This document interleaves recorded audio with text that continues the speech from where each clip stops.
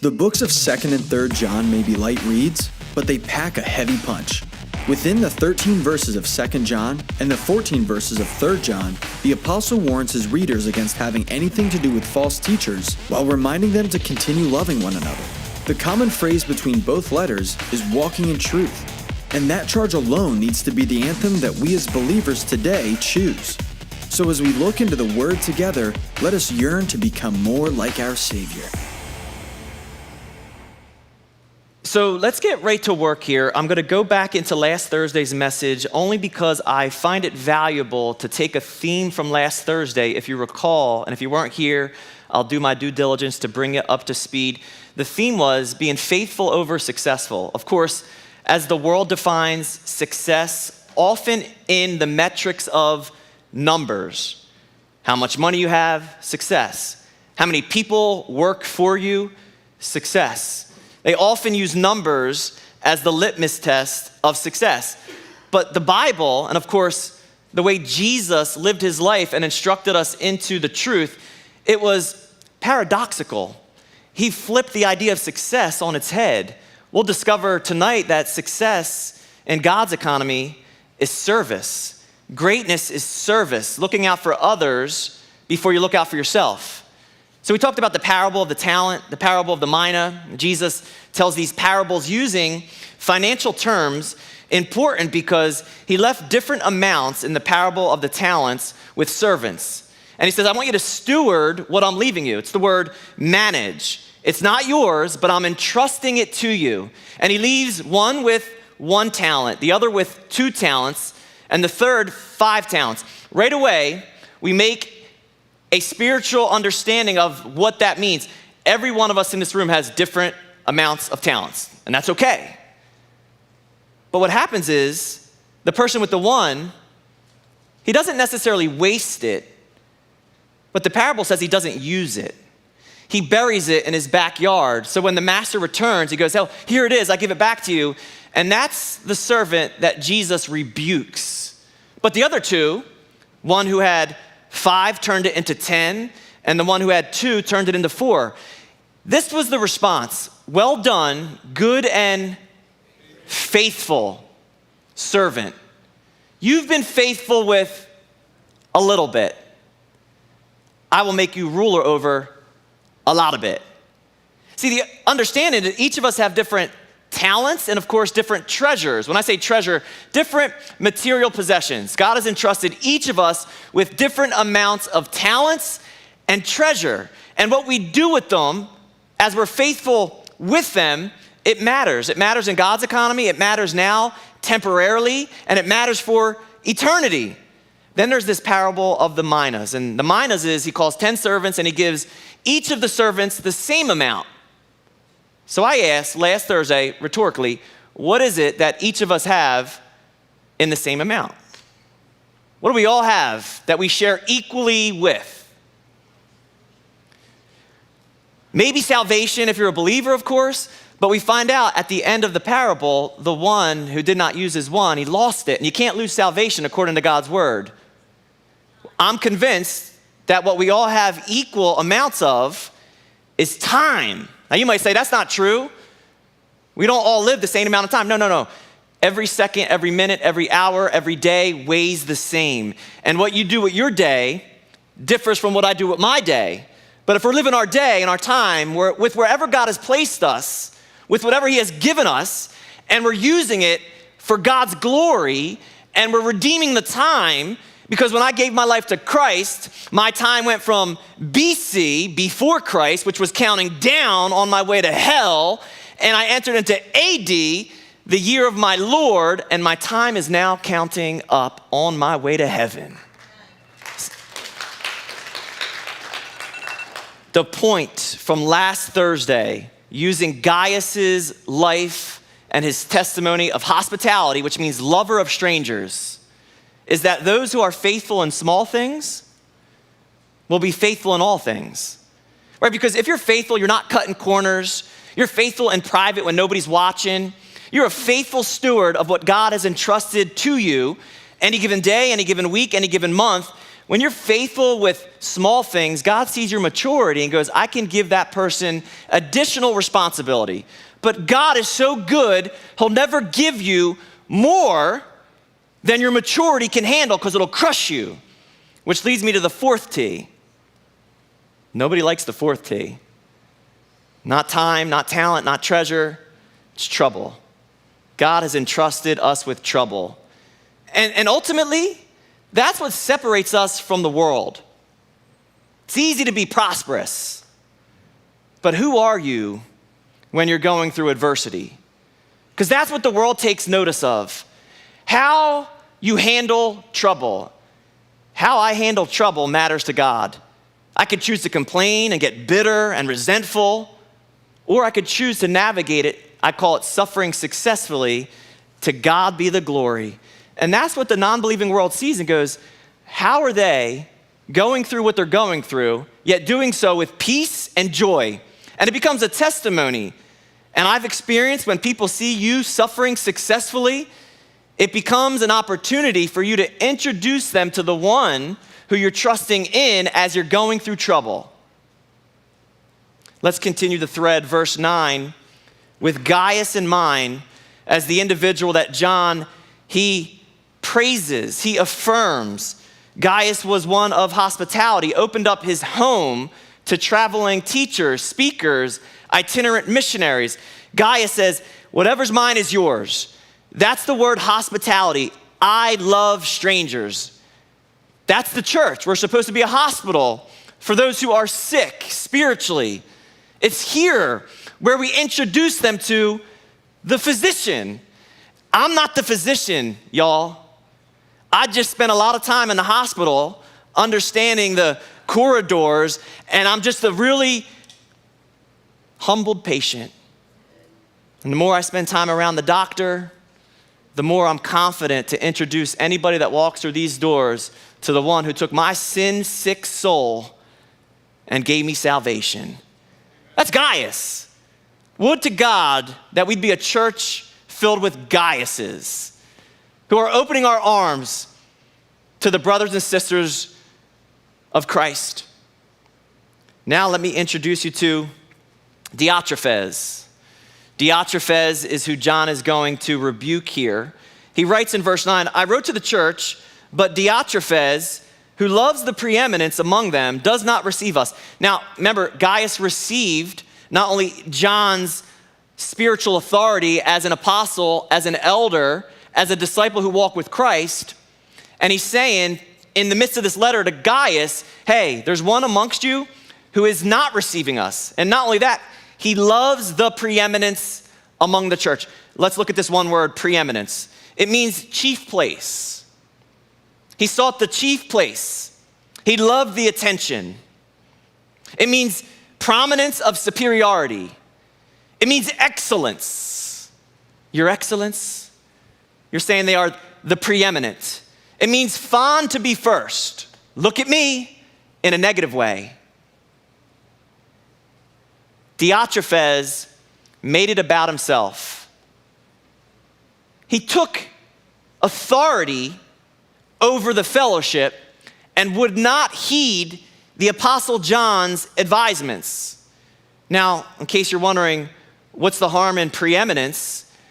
There's nothing wrong with being preeminent when other people are putting that on you. The problem is, it says he loves that position. Many believe there was a spirit of competition in Diotrephes. He was jealous, perhaps, of these other apostles and disciples who had authority amongst the church body. Now, in case we skip over the danger here, let me introduce you to what is called the original sin of Satan, who was known as Lucifer. You know where you can read about Lucifer? You ever wondered what was his sin? What made God kick him out of the heaven abode? It's in Isaiah chapter 14. I want to read it because listen to the language of Lucifer's fall. Isaiah chapter 14, I'll begin in verses 12 to 15. How you are fallen from heaven, O Lucifer, son of the morning. How you are cut down to the ground, you who weakened the nations. For you have said in your heart, I will ascend into heaven. I will, ready? Exalt my throne above the stars of God. This is Lucifer. He wanted to exalt himself above God. I will sit on the mount of the congregation on the farthest sides of the north. I will ascend above the heights of the clouds. I will be like the Most High. This is what led to the fall of Lucifer, who became known as the devil, Satan. Those two names mean the accuser, the slanderer. Jesus said the father of lies. Are we surprised that one of his tactics and strategies is to get us to think more highly about ourselves than we really are? Pride. And then Genesis chapter 3, we're reintroduced to the serpent under the influence of Satan, who was once Lucifer, who was once an angel, who's now a demon, is influencing negatively Adam and Eve. And he uses the same exact strategy. What led to his fall, pride, is exactly what he's going to present to Adam and Eve. Did God really say? So I stop and go, as a Christian, I need to know what God really said. It is the utmost priority of every believer to know what God said, because the enemy will come in and question, did God really say? And the moment you question what God really said, you are moving in pride because you are independent of what God said. God said we can't eat of the fruit of the tree of knowledge of good and evil, but of all the other trees we can. No. God didn't mean you would die if you ate the fruit. Now he's questioning. See, God knows that once you eat from that tree, your eyes will be open and you will know the difference between good and evil, and you'll be like God. This is what pride does. Pride has so many different degrees. Basically, it's when I am independent of God. I think more highly of myself than I ought. Pride is what led to the fall. Now, thank you, Jesus, how he divinely condescended, we say, who was in heaven, in the place of glory, who sat upon a throne. He decided to come down and enter into our mess in the midst of our fall and redeem us. This is what we call the gospel. It is the good news that follows the bad news. And the bad news is the wages of your sin equals death. We are all sinners in here, made from the same stuff. We all deserve death.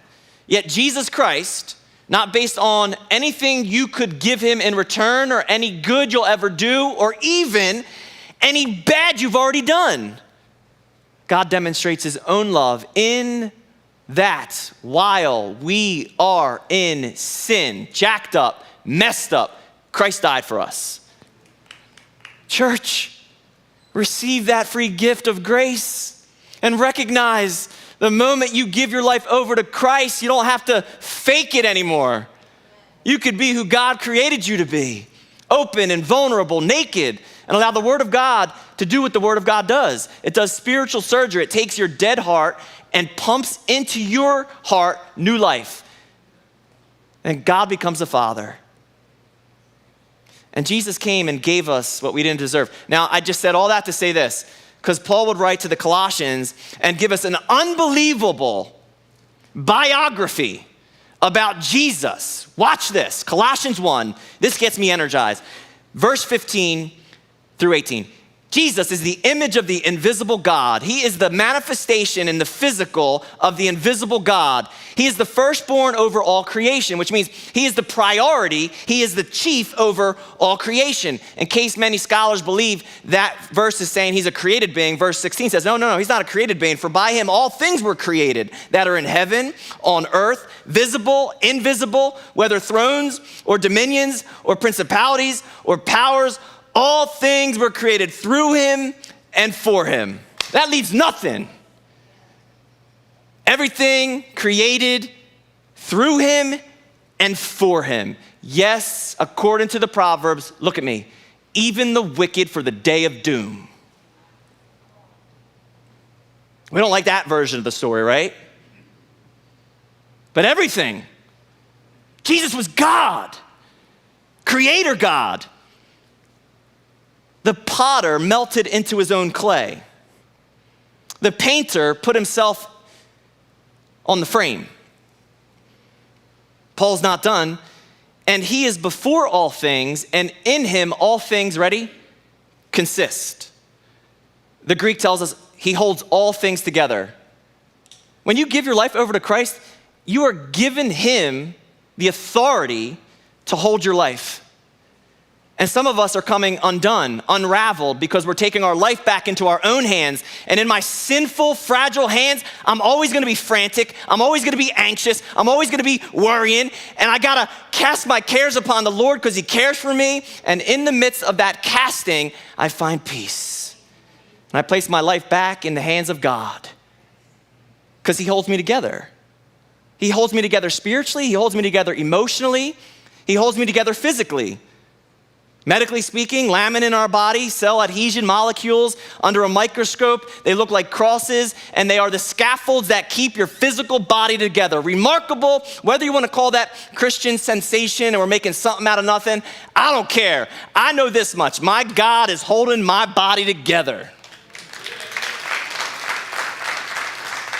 And finally, we sit in verse 18. He is the head of the church, the body, who is the beginning, the firstborn from the dead. That's the resurrection, that in all things he may have the preeminence. There's that word.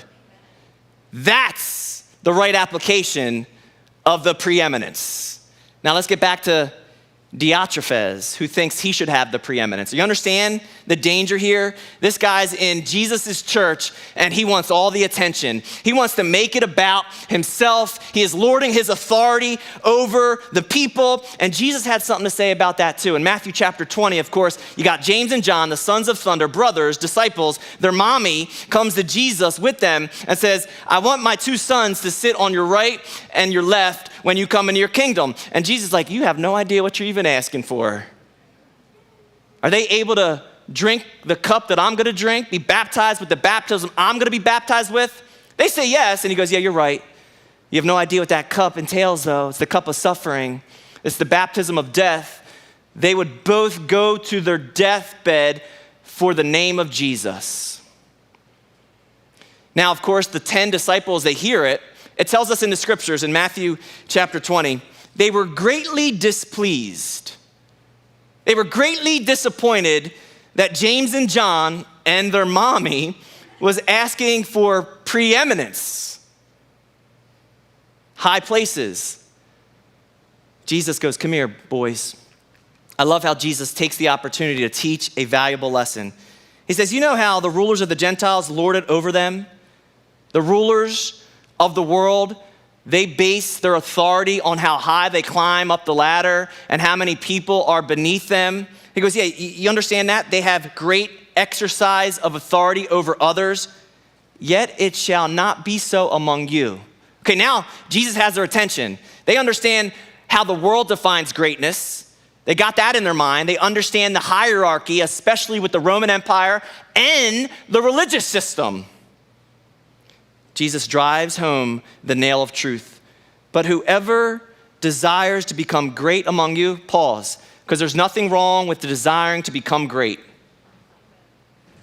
There's nothing wrong with the desire to become great. However, I got to understand, how does God define greatness? You ready? Let him who wants to be great among you be your servant. Because in God's economy, greatness is service. Serving other people. I don't have time to think of my own needs while I'm serving you, and that's a good thing. I think people that are wrapped up in their own misery, their own self-sympathy, it's because they're not focusing on the body, focusing on serving somebody. Jesus continues, whoever desires to be first among you, let him be your slave, your servant, let him be last. Then Jesus is like, okay, in case you think I'm lording this teaching over you, just as the Son of Man did not come to be served, the preeminent one did not even come to be served. The holy God, this good God who came in human form, said, I didn't even come to be served. I mean, is that not a spiritual gut check in this place tonight? I say, who do I think I am at times? Christ said, I came to serve and laid down my life as a ransom for many. Paul would take that logic in Philippians chapter 2, and he would say, let nothing be done through selfish ambition or conceit, but in lowliness of mind, humility, let each esteem others better than themselves. And let us not just look out for our own interests, let us also look out for the interests of others. Let this mind be in you, which was also in Christ Jesus. Verse 5, who, being in the form of God, did not consider it robbery to be equal with God. Translation, you can't steal what's yours. When Jesus was claiming to be God, he wasn't stealing something that was his. It says, but he made himself of no reputation. Translation, it's the doctrine of kenosis. Theologically speaking, many Bible scholars believe it is the heaviest, deepest doctrine in the Bible. Why? Because it means when he made himself of no reputation, it means he emptied himself. Can I introduce you what he emptied himself of? He emptied himself of, and I'm going to explain this by way of addition, not subtraction. Even though it sounds like he gave something up, he didn't give anything up. By way of addition, he kept being God, but he added to his nature humanity. That's the doctrine of kenosis, that God, fully God, became man, fully man. And what else did he do? He came in the appearance as a man. Being found as a man, he humbled himself. But he went deeper than humility. He humbled himself even to the point of death. And then deeper than that, even the death of the cross. You can't get deeper than that. Humbled himself. But obedient to death. But not just any death, the most degrading, painful, shameful, embarrassing, humiliating death devised by man, the crucifixion, hanging naked with nails through his wrists and his ankles, and he had to try to catch his breath every time he went down on the weight, and it was a slow, painful, agonizing death. That's what your God did for you. You know what gets me? Is that he could do that for me, and sometimes I could barely respond to his gospel. Just numb to it, because I heard it before. I heard this story, Pastor, and we leave church with our Bible underneath our arm, but never let the word go deep in our heart. That passage tells me that's why God highly exalted Jesus and gave him the name above every name. That at the name of Jesus, every knee shall bow in heaven, on earth, under the earth, and every tongue shall confess that Jesus Christ is Lord, to the glory of God the Father. What's your point? The point is this: Jesus deserves all glory, yet he emptied himself. We deserve no glory, yet we're often full of ourselves.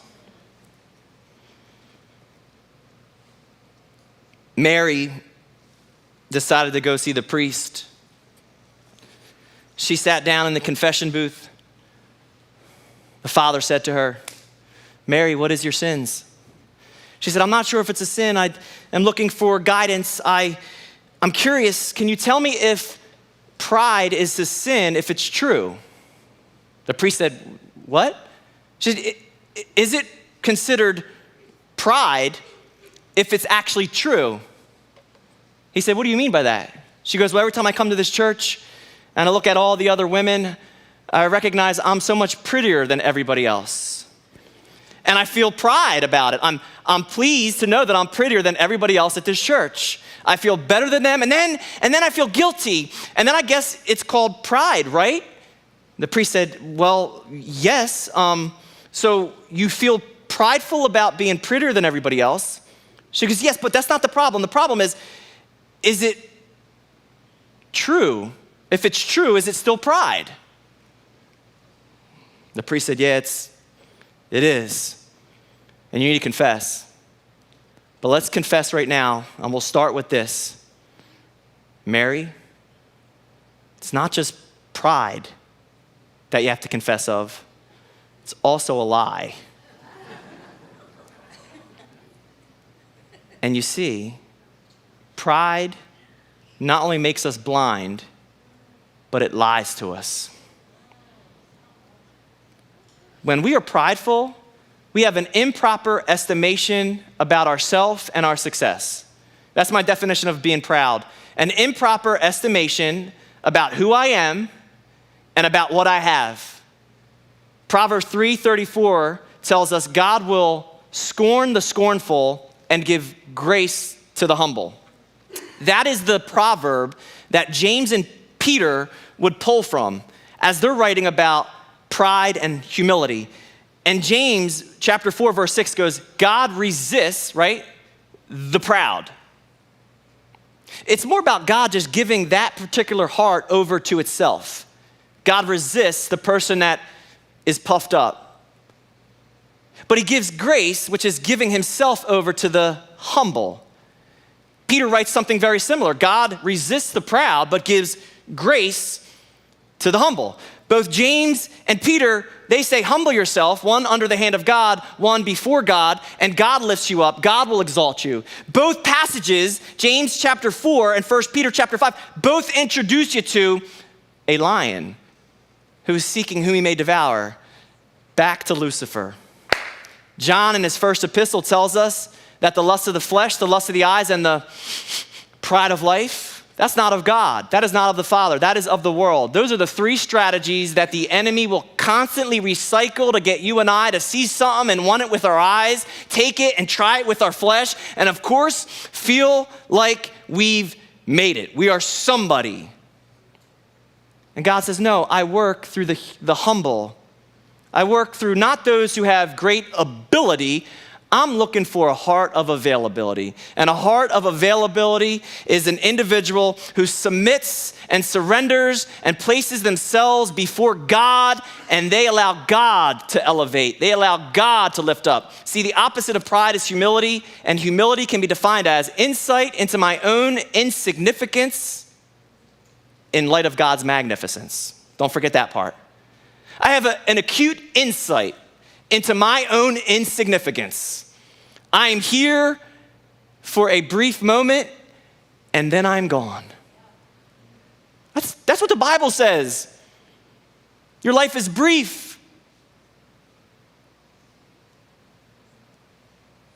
Insight into my own insignificance in light of God's magnificence, right? Because pride will always look down on others. Humility, however, looks out for others.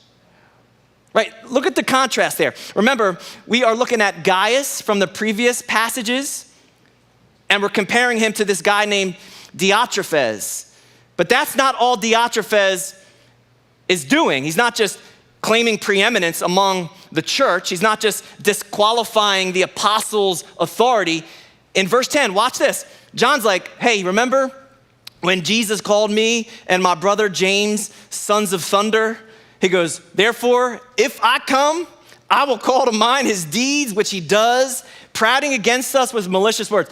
John's like, I know there's a reputation out there right now. I'm the apostle of love, but don't get it twisted. In the midst of love comes admonishment. And because I love the church so much, I'm willing to come and correct a few people if I have to, because I love you. And he's like, if I come, I will bring to his attention in front of the church how he shouldn't be claiming preeminence. And oh yeah, by the way, stop running your mouth. Translation mine. John puts it a little bit more eloquently, prating against us with malicious words. You know what that means? Talking idly, making empty charges, talking nonsense, indulging in empty or useless chatter. In a word, gossip. Coming to somebody's mailbox right now. John said, I'm going to bring it to his attention, his gossip. Now, let us be clear. There are over 100 verses in the Bible that deal with slander, gossip, backbiting, tale-bearing. God takes this particular sin seriously. So while we look at other egregious, public, outward sins, they're easy to call out, right? And that's easy for, little Christian Christy sitting in the comfortable pew who knows that she's not doing those bad things like adultery and, oh, that's the pastor that killed somebody drinking and driving. God forbid, I would never do that. Meanwhile, little chatty Kathy here in the front row loves to talk about other people behind their back. We're talking about the same type of damage. Sin is sin is sin. Exodus 23, verse 1, do not circulate a false report.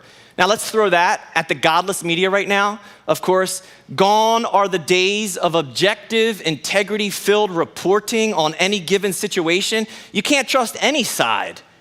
Circulating false report, but we're just as guilty when we push that one button on Facebook that says share and we share misinformation.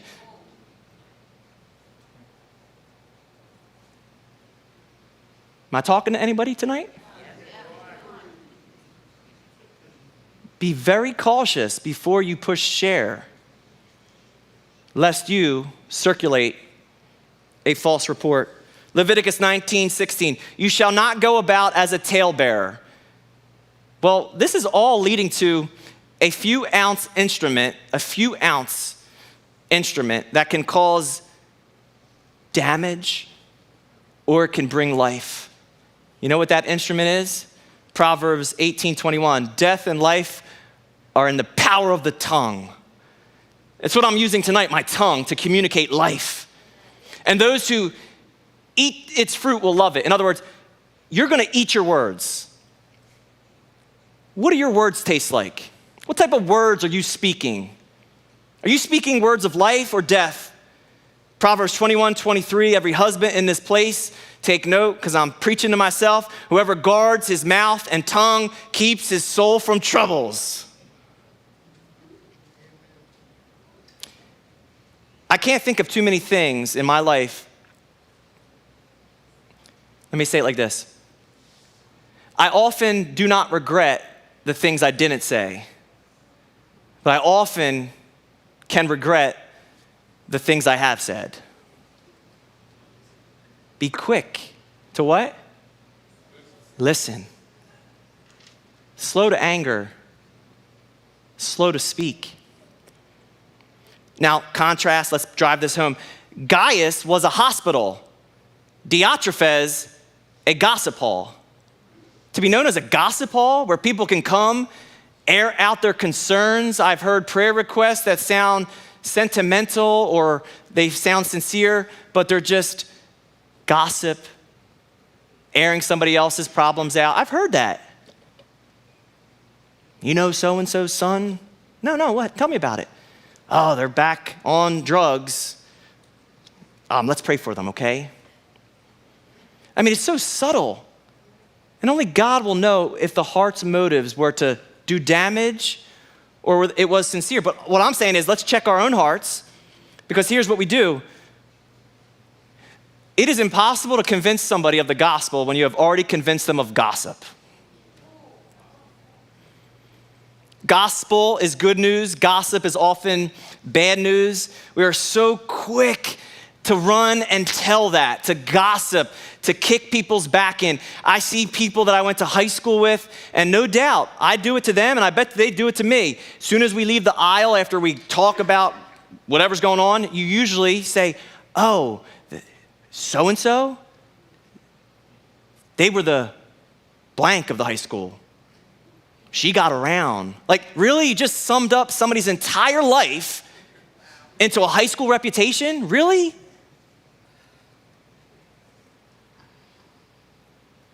This is your pastor saying, I'm going first. I'm guilty. I got to put my tongue in check. I got to put out the fire of hell that wants to ignite my tongue. I'm saying we need to heighten our sensitivity to gossip, and we need to lower our tolerance to it. Heighten our sensitivity, lower our tolerance. How do I do that, Pastor? Proverbs 26:20. Where there is no wood, the fire goes out. Your ears sometimes are the wood, the kindle. And somebody's tongue, which is set on fire by hell, is looking for an ear to tell. And if you don't allow your ear to engage their tongue, you put that fire out. Well, what about the person that gets done telling it? Well, you put it out by not repeating it. It stops with you. Where there is no talebearer, strife ceases. If that was all Diotrephes did, okay, he wants the preeminence, he loves it, he loves the attention, he makes it about himself. He's gossiping, he's not only putting down the apostle, he's talking maliciously about him. We don't know what he was saying. Verse 10 tells us, and not content with that, like if that was all he did, John's like, all right, I'd be able to deal with that. He also does this. He himself does not receive the brethren, okay, so he's selfish. He's not a hospital. He's a gossip hall. But he also forbids those who wish to as well, putting them out of the church. So not only is he not receiving the brethren, not only is he not opening his doors and his arms to the traveling speakers, that's what the church thrived on, traveling speakers. He's closing his arms and his doors, and he's also forbidding the people in his church, perhaps holding them hostage. Perhaps they became like him, because we often become like the people that we sit under. Jesus said, hey, guess what? Students become like their teachers. How we respond to life ultimately can be hinged upon what the pulpit is propagating, right? Where the pulpit goes, the pew goes. Pastor Matt and myself and any other minister that takes this platform, we would preach to ourselves before we came and preach to you, which means I am not trying to talk down to anyone when I preach. I'm trying to instruct spiritually, trying to get us all to champion the gospel and move forward together, lock arms. We want to eradicate the spirit of Diotrephes. Jesus himself said in John 13:20, most assuredly I say to you, he who receives whoever I send receives me. Like Jesus, like you receive somebody that I sent, it's as if you've received me. And he who receives me receives him who sent me. That's powerful. James 4:17 says, therefore to him who knows to do good and does not do it, it is sin. To know good and not do good, sin. See, Diotrephes knew the good that he should do, but he didn't do it. So to not do good yourself is selfish. To a degree, to withhold good could cause harm, but by and large, he makes a decision to not open his arms and be hospitable. That's selfish. Perhaps it only affects him. But what else did John say he did? Not only did he withhold good personally, he also forbade other people from doing good. Oh, that's not selfish, that's devilish. It's one thing for you to not do good. It's an entirely different thing for you to stop other people from doing good. This is why John in verse 11, he gives us a practical application here. Ready? Verse 11, beloved, do not imitate what is evil, but what is good. He just took two lives, Gaius and Diotrephes, and he now gives us the application. Imitate Gaius, don't imitate Diotrephes. Imitate good, don't imitate evil. It is so easy in our present technological age to imitate evil. Social media speaking, what do you think retweet is? I've seen people or retweet somebody's quote, and it's just downright evil, downright oppressive, downright wrong, lies, slander, gossip, and retweet, shares, as I've already mentioned. But how about a show that was famous not too long ago, not even sure where they're at today. I'm sure there's another show that replaced the hype of this one show, but the youth were so concerned about keeping up with the Kardashians that they failed to keep up with Christ. Seeing a celebrity or an athlete who has no grounding in the truth and then replicating and trying to live like them? What? Imitating evil. Let me define the word imitate because it's fascinating. It's the Greek word mimetes. When you keep building out mimetes, you get the word mimic. Mimic can have a negative connotation, right? Don't mimic me. But positively speaking, when you mimic someone, what do they say? Flattery is what? It's the sincerest form of flattery is imitation, right? Now consider mimicking led to a certain profession, an entertaining profession. Mimic, a mime. What does a mime do? A mime tells a story without saying a word. A mime will take something that's invisible, stuck inside of a box. I'm a good mime. A rope, right? They're taking something invisible and through their actions are making it look tangible. Hebrews chapter 11, verse 1, faith is the substance of things hoped for, the evidence of things not seen. Your life takes what's invisible, faith, and through your actions makes it look tangible. Your life imitates Jesus. The Spirit of God, invisible within us, but through your actions like a mime, you tell a story without saying a word. Christian, can you tell a story without saying a word? If you didn't open your mouth at your workplace, would anybody know there was something different about you? Are you smiling? I mean, I cannot talk enough about how simple a smile is. You wanna know why it's potent? It's potent because it's often absent. It's often absent, it's often missing. When you walk into a grocery store and you don't know what that clerk has been through, and you smile, good morning, how are you? God bless you. I mean, these are such simple ways, body language of telling a story. Recently, I'm doing push-ups by my bed, and of course, my daughter Willow, who's 17 months old, she sees daddy, and she often wants to come like snuggle. She's like a little love bug these days, and I'm trying to do my push-ups, so every time I push up, she like kind of crawls underneath me, and I'm doing push-ups on this push-up machine thingy. It's got like handlebars, and as I'm doing that, I push up, and she gets there. Now I can't do another set. So I'm like, come on, honey. I'm kind of getting mad at Sarah, like, get her out of the way. I'm trying to get my workout in. So I finally just give up. I take my hands off the handlebars, and she's still there. What I didn't realize was she wasn't trying to cuddle up because she put her hands on the same handlebars, and she started doing these little push-ups like this. And it hit me that here my 17-month-old daughter was watching me. And she began imitating me.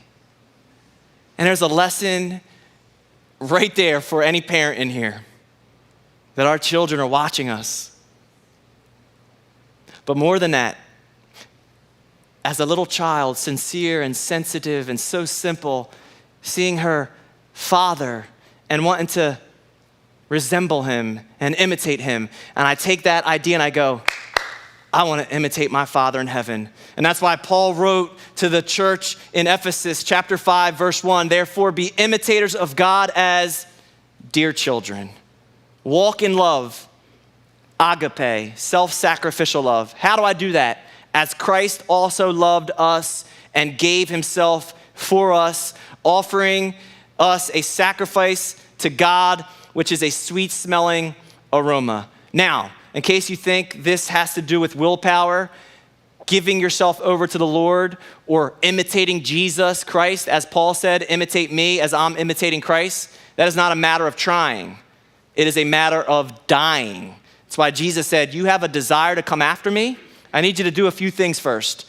I like the desire, but you need to deny self, die to self, because you have a fleshly appetite of pride, and you'll never be able to follow me unless your flesh is crucified. And then you take up your cross, which keeps your flesh pinned down so the Spirit of the Most High God can rise up, and then you can follow Jesus. And when you follow Jesus, you find the rut of the relationship to get closer to Jesus, because Peter said in chapter 2, verse 21 in 1 Peter, for to this you were called, because Christ also suffered for us, leaving us an example that we should follow in his steps. Okay, back to suffering. Whether it's prosperity or adversity, the word that Peter chose to use here in Greek for example on how your life should follow Jesus' life, imitate, example is hupogrammos. The imagery of the Greek language is phenomenal. When you study the Greek, you recognize when Peter wrote that and he wrote hupogrammos, what came to mind to anybody that understand the language was a Greek writing tablet. That's what example was, a Greek writing tablet. And the writing tablet had grooves on it. And the grooves for a little Greek student was to learn the alphabet. And they would trace, almost like Braille, the letters going from, you ready? Alpha to Omega. That's why Jesus said, I am the Alpha and the Omega.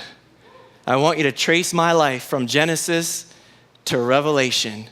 I want you to put your life in my grooves and let me live through you.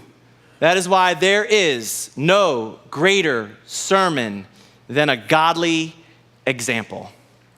I'll preach my lungs out every Thursday and any given Sunday. You better believe that, church. I am honored and humbled to do so, but there will never be a greater sermon than a godly example, because it's what you do outside of this building as sermons themselves, living your faith out before a dying world and a watching world. A man named Harry Walls, Division I college athlete football, played alongside of Ron Brown. Ron Brown was significant on that team, Brown University. Ron Brown would eventually go on to be an Olympian for running. He would end up in the NFL. He's currently the director of student development or player development at the University of Nebraska. Ron Brown, based on the world, is a celebrity. Harry Walls got injured, didn't really play the final few years, struggled with whether he should stay on the team or leave, but he was a Christian, Harry. And Harry decided to live each day for God's glory.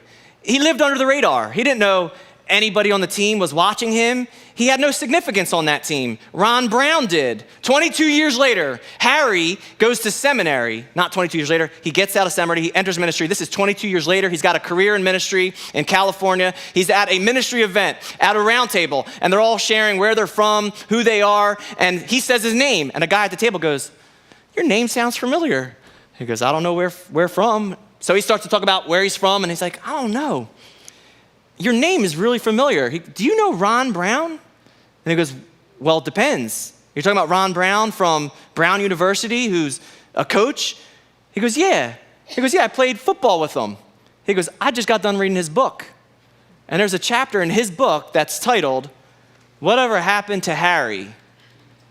See, Ron Brown was not a believer. And what Harry did not know, as he was low man on the totem pole, was that Ron, the star, was watching him. And Ron couldn't reconcile to himself what made Harry different. Something about Harry's life. Harry wasn't in the limelight. Harry was just doing the next right thing to glorify his Lord and Savior, Jesus Christ. 22 years later, Harry has no clue where Ron's at in life. A stranger tells him, I read Ron's book and you're in one of the chapters. Whatever happened to Harry? Ron had no clue what happened to this young man who was the person responsible, unbeknownst, to lead him to Jesus. There is no greater sermon than a godly example. Imitate good.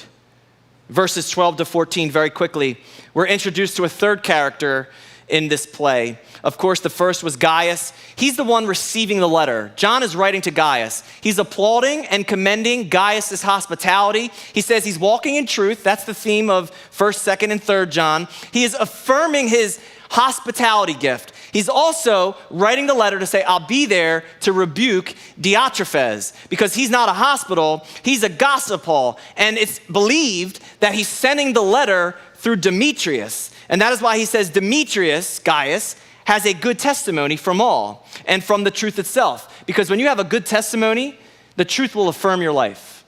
God will find a way to affirm your life. The truth recognizes the truth. And we also bear witness, John says, and you know that our testimony is true. He's like, this is one big family of God. Verse 13 and 14, I love this. I had many things to write, but I do not wish to write to you with pen and ink. I hope to see you shortly, and we shall speak face to face. Peace to you, a common greeting. Our friends greet you. Greet the friends by name. That is the best definition of a church. How many people in this room tonight do you know by name?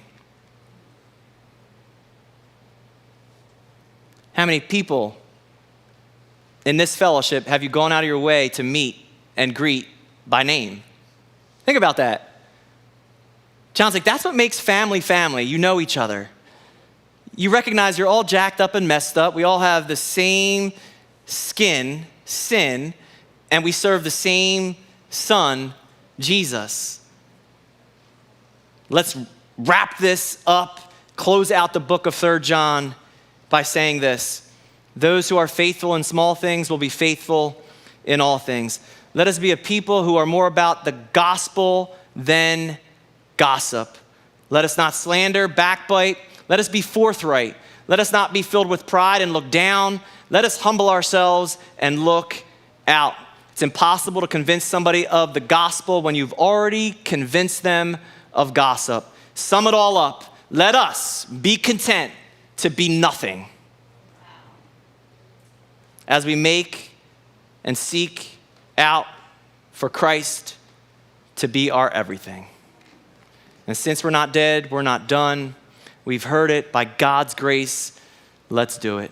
God bless.